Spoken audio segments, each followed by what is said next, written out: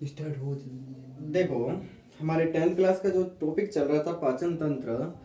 पाचन तंत्र ने हमें पाचन तंत्र में हमने कहा था कि हम पाचन तंत्र को दो भागों में तोड़कर पढ़ेंगे। पहला पढ़ा था हमने पाचक तंत्र में, पहला भाग पढ़ा था आहार नाल और दूसरा पढ़ा था पाचक ग्रंथियां। ठीक है, तो हमने आहार नाल के तो 7 भाग पढ़ लिए थे। कौन कौन से? मुख, ग्रसनी, ग्रासनाल, आमाशय, छोटी आंत, बड़ी आंत और गुद्दा या मल द्वार।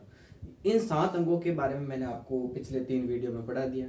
ठीक है, अब दूसरा इस पार्ट का जो टॉपिक आता है वो आती है पाचक ग्रंथियां, डाइजेस्टिव ग्लैंड। क्योंकि जो हम भोजन कर रहे हैं उस भोजन को पचाने का कार्य इन्हीं ग्रंथियों से निकलने वाले एंजाइमों के द्वारा होगा। तो ये पाचक ग्रंथियां जो डाइजेस्टिव ग्लैंड है ये इंपॉर्टेंट है। कौन कौन सी पाचक ग्रंथियां होती है, कौन से एंजाइम निकलते हैं, किस प्रकार से पाचन होगा, कैसे इनकी संरचना होती है, उनके बारे में आज पढ़ेंगे। आज की क्लास भी इंपॉर्टेंट है, आप प्लीज इसको ध्यान से सुनना और देखना और पूरा देखना। ठीक है, तो सबसे पहले हम बात करें तो टॉपिक है पाचक ग्रंथियां, जिसको आप इंग्लिश में कहते हैं डाइजेस्टिव ग्लैंड। पाचक ग्रंथियां, पाचक ग्रंथियां आपको पाचन में 3 पढ़नी है। कौन कौन सी पढ़नी है? एक पढ़नी है लार ग्रंथि, एक पढ़नी है आपको यकृत ग्रंथि,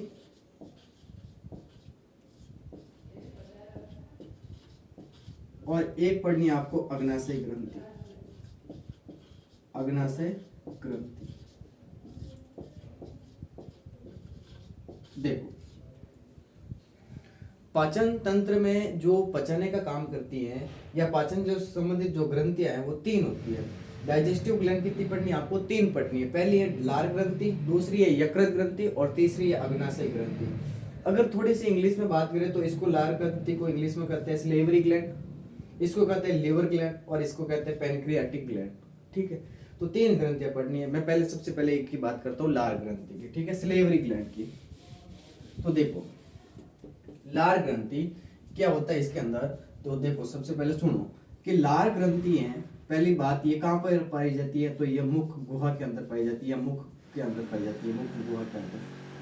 ठीक है, लार ग्रंथि कहां पाई जाती है? मुख गुहा के अंदर। ठीक है, क्या निकालती है? तो ये लार निकालती है। क्या निकालती है? लार, स्लेवा। लार ग्रंथि क्या निकालती है? लार, जिसको आप इंग्लिश में कहते हो स्लेवा। ठीक है, लार क्या है? तो लार एक क्षारीय पदार्थ है। लार क्या है? क्षारीय पदार्थ है। क्षारीय पदार्थ है, क्षारीय पदार्थ है। और इसका जो पीएच होता है लार का, वो कितना होता है? तो लार का पीएच होता है 6.8। कितना होता है? 6.8। तो ये बातें याद करनी। पहले तो लार ग्रंथि कहाँ पाई जाती है? मुख के अंदर या मुख गुहा के अंदर पाई जाती है। लार ग्रंथि क्या निकालती है? लार निकालती है। लार कैसा पदार्थ है? क्षारीय पदार्थ है, अम्लीय पदार्थ नहीं है। लार एक क्षारीय पदार्थ है और लार का जो पीएच होता है वो 6.8 होता है। ठीक है, और क्या होता है लार के अंदर?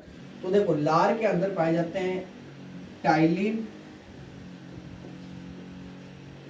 लार के अंदर पाया जाता है लाइसोजाइम, लाइसोजाइम, श्लेष्मा और सोडियम क्लोराइड। लार के अंदर क्या क्या पाए जाते हैं? तो लार के अंदर पाया जाता है टाइलिन, एक एंजाइम है, डाइजेस्टिव एंजाइम है, पाचक एंजाइम है। एक पाया जाता है लाइसोजाइम। देखो ये लाइसोजाइम है, इसको हाईलाइट करना बहुत इंपॉर्टेंट है। ये लाइसोजाइम है, मैं अलग पेन से डिनोट कर देता हूँ। ये लाइसोजाइम है, लाइसोसोम नहीं है। लाइसोसोम तो अलग चीज होती है। लाइसोसोम तो जिसे आप कोशिका का शक्ति ग्रह कहते हो, वो लाइसोसोम चीज अलग है, वो एक कोशिकांग है। ये जबकि लाइसोजाइम है, ये लाइसोजाइम अलग चीज है। और क्या पाया जाता है लार के अंदर? श्लेष्मा पाया जाता है, म्यूकस और सोडियम क्लोराइड और बाकी कई अन्य आयन भी पाए जाते हैं। ठीक है, तो लार के अंदर क्या क्या होता है एक बार वापस सुनो कि लार ग्रंथि कहाँ पाई जाती है? मुख के अंदर पाई जाती है। मुख गुहा नहीं लिखो, अगर मुख ही लिखो तो भी कोई प्रॉब्लम नहीं है।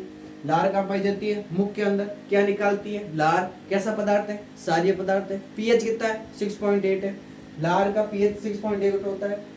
लार के अंदर क्या क्या पाया जाता है? तो एक पाया जाता है टाइलिन एंजाइम, एक पाया जाता है लाइसोजाइम, एक पाया जाता है श्लेष्मा और क्या पाया जाता है? सोडियम क्लोराइड और बाकी अन्य आयन भी पाए जाते हैं। ठीक है, ये लार ग्रंथि के अंदर। अब सुनना कि जो लार ग्रंथि है उस लार ग्रंथि के अंदर जो ये टाइलिन है, ये टाइलिन एक पाचक एंजाइम है। टाइलिन क्या है? एक पाचक एंजाइम है। टाइलिन एक डाइजेस्टिव एंजाइम है, पाचक एंजाइम है, मतलब पचाने का काम करता है। टाइलिन क्या करता है? टाइलिन स्टार्च को माल्टोज में बदलता है। स्टार्च को माल्टोज में बदलता है। टाइलिन किसको किस में बदलता है? स्टार्च को माल्टोज में बदलता है। कौन सा एंजाइम? Ptyalin enzyme. इसके ऊपर लिख लेता हूं मैं, ठीक है, ये याद रखना। टाइलिन एक पाचक एंजाइम है जो स्टार्च को माल्टोज में बदलता है, ठीक है। मतलब स्टार्च क्या है? एक प्रकार का कार्बोहाइड्रेट है। इसीलिए तो हम कहते हैं कि मुख के अंदर या मुख गुहा के अंदर से ही पाचन शुरू हो जाता है। और किसका पाचन शुरू होता है? कार्बोहाइड्रेट का। किसका पाचन होता है शुरू? कार्बोहाइड्रेट का, ठीक है, ये बात याद रखना। और जो लाइसोजाइम होता है, ये लाइसोजाइम ये जीवाणुओं को नष्ट करता है। किसका नष्ट करता है? किसको नष्ट करता है? जीवाणुओं को। भोजन के साथ जो जीवाणु आ जाते हैं उन जीवाणुओं को नष्ट करने का कार्य करता है। और अगर याद रखना चाहो तो एक बात याद रख लेना, लाइसोजाइम जीवाणु दो प्रकार के होते हैं, ग्राम धनात्मक जीवाणु और ग्राम ऋणात्मक जीवाणु, जिसे आप इंग्लिश में ग्राम पॉजिटिव बैक्टीरिया और ग्राम नेगेटिव बैक्टीरिया कहते हैं। इन दोनों बैक्टीरियाओं में से ये जो लाइसोजाइम है ये ग्राम धनात्मक जीवाणुओं को नष्ट करता है। ग्राम धनात्मक जीवाणुओं को क्या करता है? नष्ट करने का काम करता है। ये लार ग्रंथि में याद रखना। आगे याद करो तो मनुष्य के अंदर जो लार ग्रंथियां होती है वो 3 जोड़ी होती है। कितनी होती है? 3 जोड़ी होती है। कौन कौन सी होती है? पैरोटिड, पैरोटिड, सब मैक्सिलरी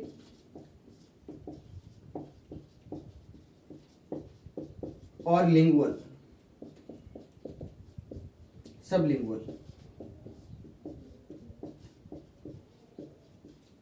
ये याद रखना। एक बार देखो, एक बार तुम इसको नोट आउट कर लो या देख लो, स्क्रीनशॉट ले लो।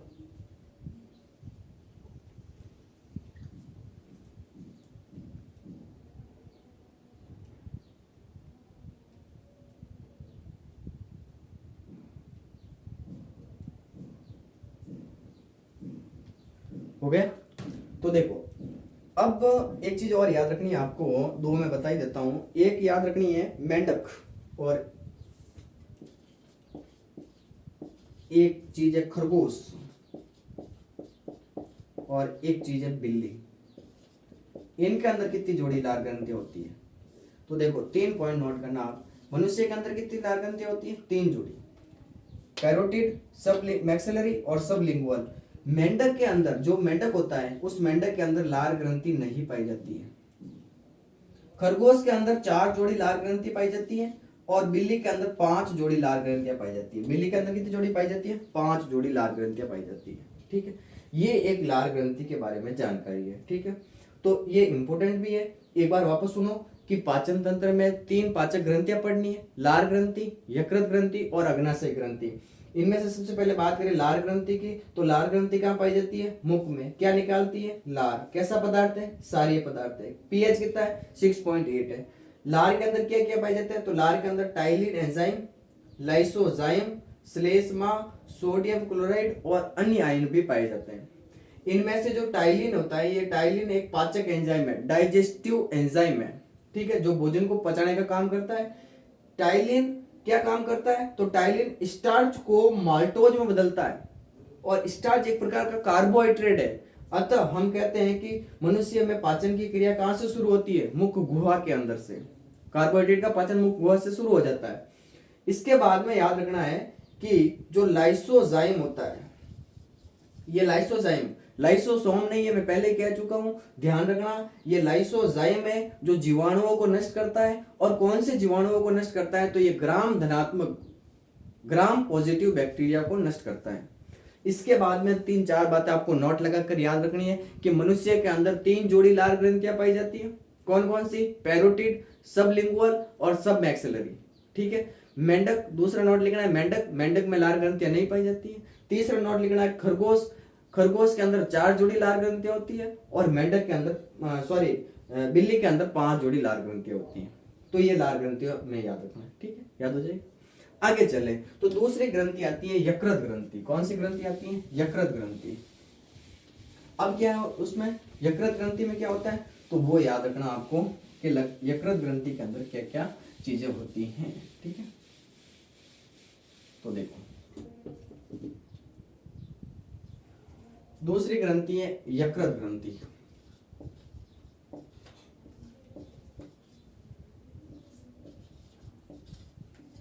यकृत ग्रंथि को आप इंग्लिश में लीवर ग्लैंड करते हैं। क्या करते हैं? Liver gland. यकृत ग्रंथि क्या क्या याद रखना है, मैं एक बार नोट कर लेता हूं। मनुष्य की जो सबसे बड़ी पाचक ग्रंथि है वो है ये यकृत ग्रंथि। सबसे बड़ी पाचक ग्रंथि, जो मनुष्य की जो सबसे बड़ी पाचक ग्रंथि है वो यकृत ग्रंथि है। इसका वजन कितना होता है? 1.2 से 1.5 किलो। यकृत ग्रंथि कहां पाई जाती है? तो ये उदर गुहा में पाई जाती है। उदर गुहा में कहां होती है? उदर गुहा में डायफ्राम के नीचे होती है। और किस साइड में होती है? दाईं साइड में, राइट साइड में। अब यहां पर एक बात सुन लेना, यकृत ग्रंथि पाई जाती है, देखो एक तो होती है वक्षीय गुहा, ये वाली जो डायफ्राम के ऊपर ऊपर है ये वक्षीय गुहा कहलाती है, और डायफ्राम के नीचे वाला पोर्शन कहलाता है उदर गुहा, एब्डोमिनल कैविटी। और इसको कहते हैं थोरेसिक कैविटी, इसको कहते हैं एब्डोमिनल कैविटी, इसको कहते हैं वक्षीय गुहा, इसको कहते हैं उदर गुहा। तो जो यकृत ग्रंथि है वो यकृत ग्रंथि किस साइड में पाई जाती है? तो राइट साइड में पाई जाती है। कहां पाई जाती है? वक्षीय गुहा में या उदर गुहा में? तो उदर गुहा में। किसके नीचे? डायफ्राम के नीचे। तो देखो यकृत ग्रंथि की लोकेशन याद रखना कि ये कहां पाई जाती है? उदर गुहा में। किसके नीचे? डायफ्राम के नीचे। कौन सी साइड में? दाईं ओर। ये इसकी स्थिति होगी। आगे की बात करें तो ये यकृत ग्रंथि है। इस यकृत ग्रंथि का जो रंग होता है वो होता है हरा। कैसा होता है? हरा। आगे की बात करें तो यकृत ग्रंथि 2 पालियों में बटी रहती है। कितनी पालियों में बटी रहती है? 2 पालियों में। 2 पालियां हैं। पालियों का मतलब यहाँ पर पाली जिला वो नहीं है, लोब। पाली का मतलब क्या? लोब, पिंड होते हैं। 2 पालियां होती है। कौन कौन सी 2 पाली होती है? तो एक होती है दाहिनी पाली और एक होती है बाहीं पाली। एक होती है दाहिनी पाली और एक होती है बाहीं पाली, राइट लोब और लेफ्ट लोब। इन दोनों में से सबसे बड़ी कौन सी? तो दाई पाली। कौन सी पाली बड़ी है? दाई पाली। अब देखो आगे, मान लो ये यकृत ग्रंथि है, ठीक है, मान लिया यकृत ग्रंथि। ये यकृत ग्रंथि 2 पालियों में बटी रहती है। पाली का मतलब क्या होता है? लोब या पिंड। तो ये मान लो 2 पिंड बना दिए मैंने, एक पिंड मैंने बड़ा बनाया, एक पिंड मैंने छोटा बनाया। तो जो बड़ा पिंड होता है उसको कहते हैं दाई पाली। ये दाई पाली है, ये पूरे दाई पाली है, ये वाली बाई पाली है। अब यकृत ग्रंथि में क्या होगा? देखो, जो इसकी दाई पाली है वो बाई पाली से बड़ी है। दाई पाली के नीचे यहाँ पर इस साइड में एक हरे रंग की संरचना होती है। कैसे रंग की संरचना होती है? हरे रंग की, हरे रंग की, हरे रंग की संरचना होती है। ठीक है, हरे रंग की संरचना होती है। इस हरे रंग की संरचना को कहते हैं पित्ताशय। क्या कहते हैं? पित्ताशय। गॉल ब्लेडर इंग्लिश में कहे तो इसको कहते हैं पित्ताशय। और इस पित्ताशय के अंदर एक रस बनता है जिसका नाम है पित्त रस। कौन सा रस? पित्त रस, जिसको आप इंग्लिश में कहते हो बाइल जूस, पित्त रस। और ये जो पित्त रस होता है ये पीले रंग का होता है। कैसे रंग का होता है? पीले रंग का, हल्के पीले रंग का, हल्के पीले रंग का होता है। इस पित्त रस का जो पीएच होता है वो 7.4 से 8.6 होता है। 7.4 से 8.6 होता है। सुनना एक एक बात को। अब देखो आगे बाद में पढ़ूंगा, पहले इतना याद करो। यकृत ग्रंथि, जिसको आप इंग्लिश में लीवर ग्लैंड कहते हो, मनुष्य के शरीर की जो सबसे बड़ी पाचक ग्रंथि है वो कौन सी है? यकृत ग्रंथि। अब 2 चीजें सुनना, मनुष्य के शरीर की सबसे बड़ी पाचक ग्रंथि तो है यकृत ग्रंथि। एक प्रश्न आता है कि मनुष्य के शरीर की दूसरी सबसे बड़ी पाचक ग्रंथि कौन सी है? तो वहां उत्तर होगा आपका अग्नाशय ग्रंथि। तो सबसे बड़ी ग्रंथि कौन सी है? यकृत ग्रंथि है। वजन कितना होता है? लगभग 1200 से लेकर 1500 ग्राम, आप कह सकते हो लगभग 1.5 किलो। कहां होती है? उदर गुहा में होती है। किसके नीचे? डायफ्राम के नीचे। कौन सी साइड में? दाईं साइड में। जबकि इसका अपोजिट आमाशय होता है। आमाशय कहाँ होता है? उदर गुहा में। किसके नीचे होता है? डायफ्राम के नीचे। कौन सी साइड में होता है? बाई साइड में। ये याद रखना, ठीक है। आगे की बात करें तो यकृत ग्रंथि के अंदर दो पालियां पाई जाती है, दो पिंड बने रहते हैं, दो लोब होते हैं। इन दो पिंडों को, दो पिंडों में से क्या हुआ, दो पिंडों में से एक पिंड होता है दाई पाली और एक पिंड होता है बाही पाली। एक होती है दाई पाली और एक होती है बाही पाली, ठीक है। इन दोनों पालियों में से सबसे बड़ी कौन सी है? तो दाई पाली है। जैसे देखो इस डायग्राम को, मान लो ये यकृत ग्रंथि है। इस यकृत ग्रंथि के अंदर मान लो ये बीच में एक मैंने दीवार खींच ली और एक भाग ये बना, एक भाग ये बना। जो भाग बड़ा बना वो है दाई पाली, जो भाग छोटा है वो है बाई पाली। अब देखना दाई पाली के नीचे, यहाँ पर इस साइड में नीचे की ओर, नीचे की ओर यहाँ पर एक हरे रंग की संरचना होती है, ये वाली। इस हरे रंग की संरचना को कहते हैं पित्ताशय। पित्ताशय इंग्लिश में कहते हैं gall bladder, gall bladder, gall bladder कहते हैं इसे इंग्लिश में, ठीक है। इस पित्ताशय के अंदर, इस पित्ताशय के अंदर एक रस बनता है जिसका नाम है पित्तरस। पित्तरस को आप इंग्लिश में कहते हो बाइल जूस। क्या कहते हो? Bile juice. ये जो पित्तरस होता है, ये पित्तरस हल्के पीले रंग का होता है। इसका रंग कैसा है? पीले रंग का। सुनना, यहाँ पर कंफ्यूजन होगा। पित्ताशय का रंग तो होता है हरे रंग का। पित्ताशय कैसे रंग का होता है? हरे रंग का। लेकिन जो पित्तरस होता है वो कैसा होता है? हल्के पीले रंग का। और इस पित्तरस का पीएच कितना होता है? 7.4 से 8.6 होता है, ठीक है। अब सुनना, यहां पर ये जो पित्तरस बनता है, अलग पेन ले लो। यहां पर जो ये पित्तरस बनता है, ये वाला चीज, यहां पर ये जो पित्तरस बनता है, इस पित्तरस को लाने वाली जो चीज होती है, मतलब यहाँ पर बना और यहाँ से जो लेकर आएगी एक पाइप होती है। इस पाइप का नाम क्या होता है? सुनना, ये पाइप कहलाती है पित्त वाहिनी। क्या कहलाती है? पित्त वाहिनी, पित्त वाहिनी, बाइल डक्ट इंग्लिश में कहते हैं, पित्त वाहिनी, बाइल डक्ट। तो पित्ताशय के अंदर जो पित्तरस बनता है, इस पित्तरस को लाने का काम कौन करती है? पित्त वाहिनी। और इस पित्त वाहिनी के द्वारा जो ये पित्तरस है, ये कहाँ लाया जाता है? तो ये ग्रहणी में लाया जाता है। हालांकि मैंने ये पहले बताया था ना, जब आपको छोटी आंत के बारे में बताया था लास्ट वीडियो में, उस समय देखना एक बार। ये ग्रहणी में लेकर आती है, ठीक है। ग्रहणी में जो ये पित्तरस है, ये काम क्या करता है? तो ग्रहणी में ये करता है वसा का पायसीकरण। क्या करता है? वसा का पायसीकरण। मतलब क्या होता है कि वसा की जो बड़ी बड़ी बूंदें होती है, उन बड़ी बड़ी बूंदों को ये छोटी छोटी बूंदों में तोड़ता है, ठीक है। इसे कहते हैं वसा का पायसीकरण। वसा की बड़ी बूंदों को छोटी छोटी बूंदों में तोड़ना कहलाता है वसा का पायसीकरण। और वसा का पायसीकरण करता है पित्तरस। कौन करता है? पित्तरस। तो ये आपको यकृत ग्रंथि में याद रखना है, ठीक है। देखो एक बार वापस देखो इसको, यकृत ग्रंथि जिसको आप इंग्लिश में कहते हो लीवर ग्लैंड। मनुष्य के शरीर की जो सबसे बड़ी पाचक ग्रंथि है वो कौन सी है? यकृत ग्रंथि। वजन कितना है? 1200 से 1500 ग्राम। कहाँ होती है? उदर गुहा में। किसके नीचे होती है? डायफ्राम के नीचे। कौन सी साइड में? दाई साइड में, राइट साइड में। जबकि लेफ्ट साइड में क्या होता है? आमाशय। और यकृत ग्रंथि के अंदर दो पालियां या दो पिंड पाए जाते हैं। एक पिंड होता है दाई पाली, एक होता है बाई पाली। दोनों में से बड़ी कौन सी है? दाई पाली। दाई पाली के नीचे एक हरे रंग की संरचना होती है जिसको पित्ताशय कहते हैं। उस पित्ताशय के अंदर पित्तरस बनता है और पित्तरस को लाने का कार्य करती है पित्त वाहिनी। और कहाँ लेकर जाती है पित्तरस को? ग्रहणी में, जहां पर वसा का होता है पायसीकरण। वसा का पायसीकरण क्या है? तो वसा की जो बड़ी बड़ी बूंदें होती है, उन बड़ी बड़ी बूंदों को छोटी छोटी बूंदों में बदलना वसा का पायसीकरण कहलाता है। ये यकृत ग्रंथि में आपको याद रखना, ठीक है। आगे चले, तीसरी ग्रंथि आती है आपके पास में अग्नाशय ग्रंथि, पैनक्रियाटिक ग्लैंड।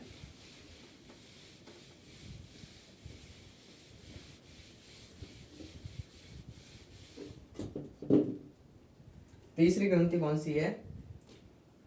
अग्नाशय ग्रंथि।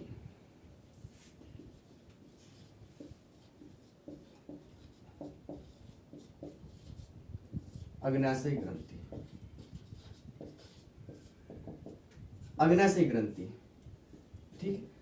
पहले तो ये कैसे रंग की होती है? ये पिंक कलर की होती है, गुलाबी रंग की होती है, ठीक है। पिंक कलर की होती है। एक मिनट है ना,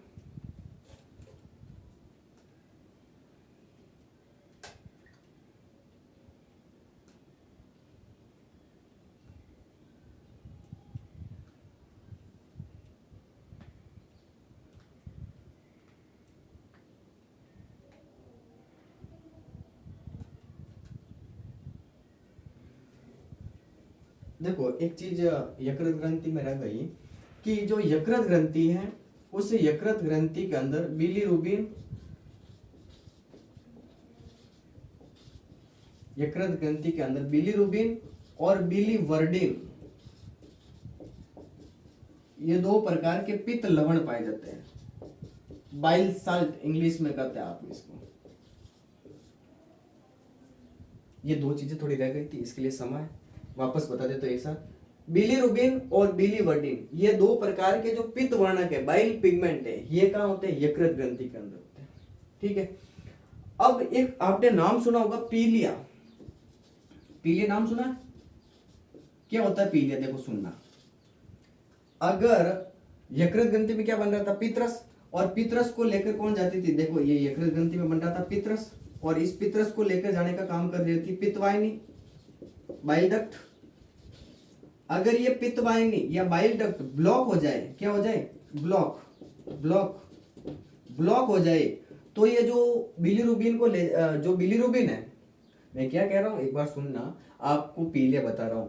अगर पित्रस को लेकर जाने वाली पित्तवाहिनी, बाइल जूस को लेकर जाने वाली बाइल डक्ट अगर ब्लॉक हो जाए, क्या हो जाए? ब्लॉक हो जाए, तो ये जो बिलीरुबिन है, क्या ये जो बिलीरुबिन है, ये जो बिलीरुबिन है ये हमारे नाखूनों में जमा होने लगता है, जिससे शरीर भी पीला पड़ जाता है। इसी रोग को कहते हैं पीलिया। ठीक है, ये याद रखना। ये थोड़ा सा यकृत ग्रंथि में रह गया, दो बातें आपको वापस याद कर लेनी है। ठीक है, अब हम बात करते हैं अग्नाशय ग्रंथि की। ठीक है, अग्नाशय ग्रंथि। अग्नाशय ग्रंथि कैसे रंग की होती है? पिंक कलर की होती है, गुलाबी रंग की होती है। अब देखो अग्नाशय जो ग्रंथि है ये एक प्रकार की मिश्रित ग्रंथि है, मिश्रित ग्रंथि है, जिसको आप इंग्लिश में क्या कहते हो? Mixed gland, mixed gland. ठीक है, मानव शरीर की जो दूसरी सबसे बड़ी ग्रंथि है, दूसरी सबसे बड़ी ग्रंथि है, दूसरी सबसे बड़ी ग्रंथि है, वो कौन सी है? अग्नाशय ग्रंथि। ठीक है, इसका जो वजन होता है वो लगभग 50 से 80 ग्राम होता है, जबकि यकृत ग्रंथि का कितना था? लगभग 1.5 किलो, और अग्नाशय ग्रंथि का कितना है? 50 से 80 ग्राम। अब देखो मिश्रित ग्रंथि यानी मिक्स्ड ग्लैंड का मतलब क्या होता है? लेकिन इस टॉपिक को आपको पढ़ना भी पड़ेगा, क्योंकि 10वीं में ग्रंथियां हैं, तो वहां पर मैं ग्रंथियां पढ़ूंगा जब बताऊंगा कि ग्रंथियां 3 प्रकार की होती है, बहिस्रावी, अंतरस्रावी और मिश्रित ग्रंथियां, एक्सोक्राइन, एंडोक्राइन और मिक्स्ड ग्लैंड।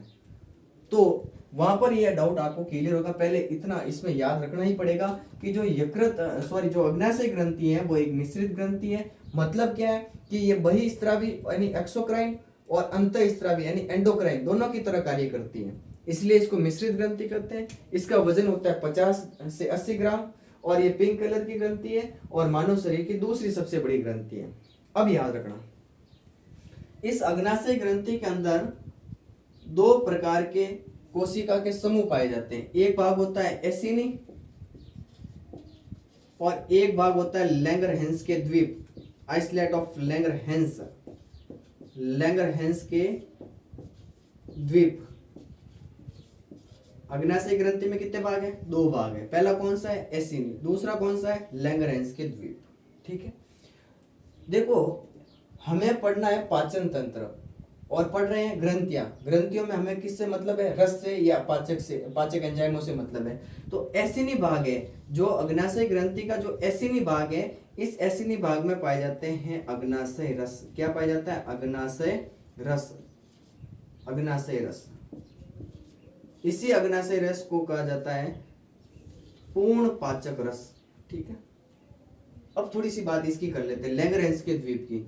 लैंगरहैंस के द्वीप की बात करें तो इस लैंगरहैंस के द्वीप में 3 प्रकार की कोशिकाओं के समूह पाए जाते हैं। एक होती है अल्फा कोशिका, एक होती है बीटा कोशिका,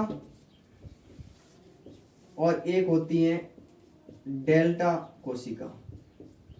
लैंगरहैंस के जो द्वीप है, आइसलैंड ऑफ लैंगरहैंस है, इसमें 3 प्रकार की कोशिकाएं पाई जाती हैं। अल्फा कोशिका, बीटा कोशिका और डेल्टा कोशिका। ये कोशिकाएं हार्मोनों का स्त्रवण करती है। जैसे अल्फा कोशिका कौन से हार्मोन का स्त्रवण करती है? ग्लूकागोन का, ग्लूकागोन का। बीटा कोशिका इंसुलिन को स्रावित करती है। किसको स्रावित करती है? इंसुलिन को।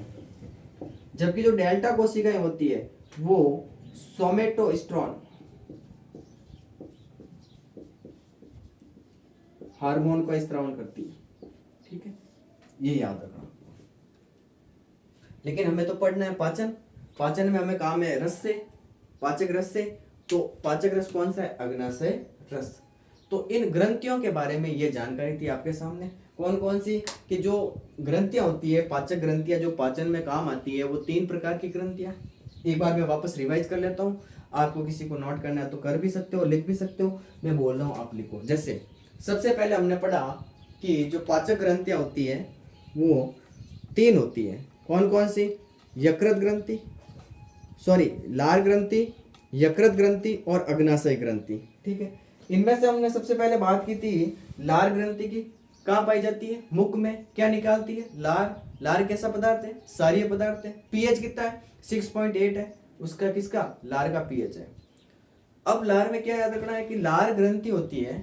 इस लार ग्रंथि के अंदर टाइलिन, लाइसोजाइम, श्लेष्मा और सोडियम क्लोराइड पाए जाते हैं।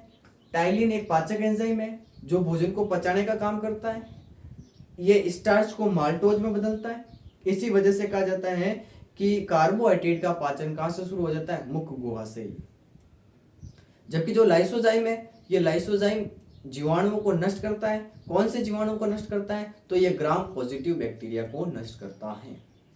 ठीक है, ये मोटी बात है। फिर तीसरी बात याद रखनी आपको नोट लगाकर कि जो लार ग्रंथि है वो मनुष्य के अंदर 3 जोड़ी होती है। कौन कौन सी? पैरोटिड, सबलिंगुअल और सब मैक्सिलरी। कौन कौन सी है? पैरोटिड, सबलिंगुअल और सब मैक्सिलरी। ठीक है, दूसरा नोट लिखना है कि मेंढक होता है ना, जो मेंढक, उस मेंढक के अंदर लार ग्रंथि नहीं पाई जाती है। फिर याद रखना है कि खरगोश के अंदर कितनी जोड़ी लार ग्रंथियां होती है? 4 जोड़ी। बिल्ली के अंदर कितनी जोड़ी ग्रंथियां होती है? लार ग्रंथियां 5 जोड़ी। ये लार ग्रंथियों में याद रखना। दूसरा हमने पढ़ा यकृत ग्रंथि। यकृत ग्रंथि जिसे आप इंग्लिश में लिवर ग्लैंड करते हैं, यह मानव शरीर की सबसे बड़ी पाचक ग्रंथि है। इसका वजन 1200 से 1500 ग्राम होता है। कहाँ पाई जाती है? उदर गुहा में। किसके नीचे? डायफ्राम के नीचे। कौन सी साइड में? दाईं साइड में, राइट साइड में। जबकि उदर गुहा में डायफ्राम के नीचे जो लेफ्ट साइड होती है वहां पर पाया जाता है आमाशय। और क्या याद रखना है कि जो यकृत ग्रंथि है, ये यकृत ग्रंथि 2 पालियों या 2 पिंडों में बटी रहती है। इन दोनों पालियों में से एक को कहते हैं दाई पाली और एक को कहते हैं बाई पाली।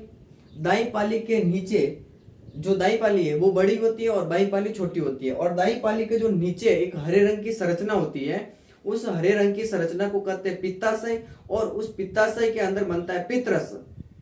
ठीक है, जो पित्रस है वो होता है हल्के पीले रंग का, जबकि जो पित्ताशय है वो होता है हरे रंग का। पित्रस का जो पीएच होता है वो 7.4 से 8.6 होता है। पित्रस को लेकर जाने वाली वाहिनी होती है पित्त वाहिनी, जिसको आप इंग्लिश में बाइल डक्ट कहते हैं। ठीक है, जो पित्रस है ये वसा का पायसीकरण करता है। वसा का पायसीकरण का मतलब क्या है कि वसा की बड़ी बड़ी बूंदों को छोटी छोटी बूंदों में तोड़ता है, इसे ही वसा का पायसीकरण कहते हैं। और 2 चीजें याद रखना कि यकृत ग्रंथि के अंदर बिलीरुबिन और बिलीवर्डिन 2 पित्त वर्णक पाए जाते हैं, बाइल पिगमेंट पाए जाते हैं। अब याद रखना एक चीज, पीलिया नाम सुना होगा आपने।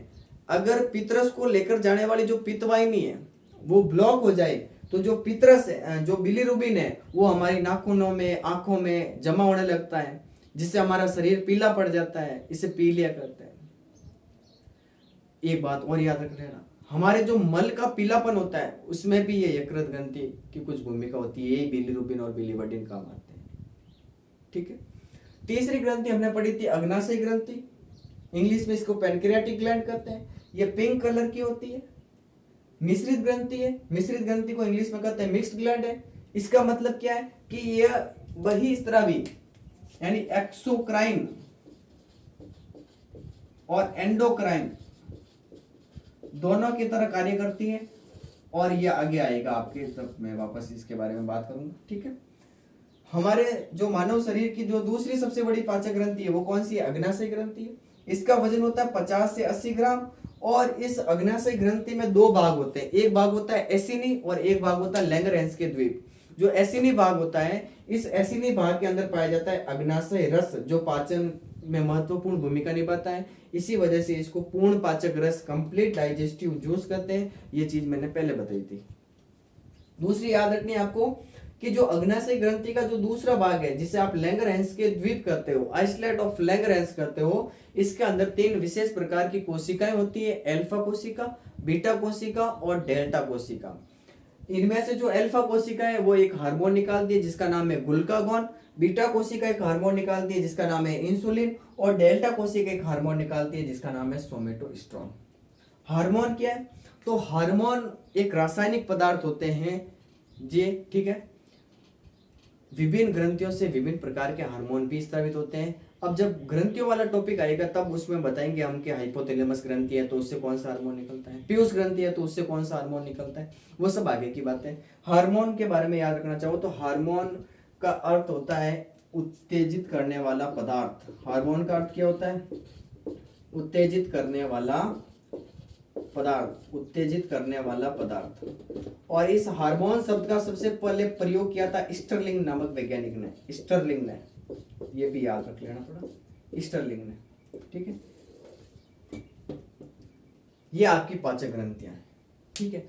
इसके बाद में हम पढ़ेंगे कि पाचन, मनुष्य के अंदर जो पाचन की क्रियाविधि होती है, फिजियोलॉजी ऑफ डाइजेशन, वो कैसे होता है, उसके कौन से 5 चरण हैं। जैसे मैंने आपको जब ये क्लास शुरू की तो बताया था कि पाचन, हमारे को पढ़ने का जो शेड्यूल रहेगा उसमें हम पढ़ेंगे कि सबसे पहले हम पाचन तंत्र को 2 भागों में बांटेंगे। पहले पढ़ेंगे आहार नाल, फिर पढ़ेंगे पाचक ग्रंथियां, दोनों ही हमने पढ़ लिया। तो फिर हम पढ़ेंगे मनुष्य में पाचन कैसे होता है, उसकी क्रियाविधि कैसे होती है, तो उसके 5 चरण पढ़ेंगे। अंतर्ग्रहण, दूसरा कौन सा था? पाचन, तीसरा कौन सा था? अवशोषण, चौथा कौन सा था? स्वांगीकरण, और 5वां था बहिक्षेपण।